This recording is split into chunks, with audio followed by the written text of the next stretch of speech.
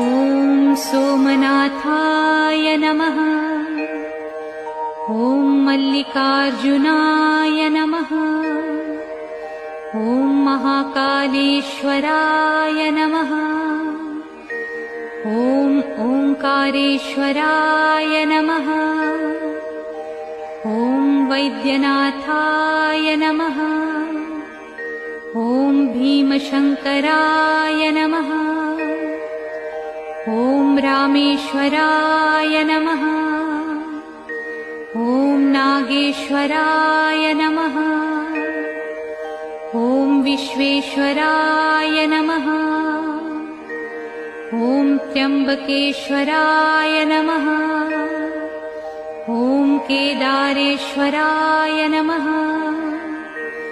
ॐ भुस्मेश्वराय नमः।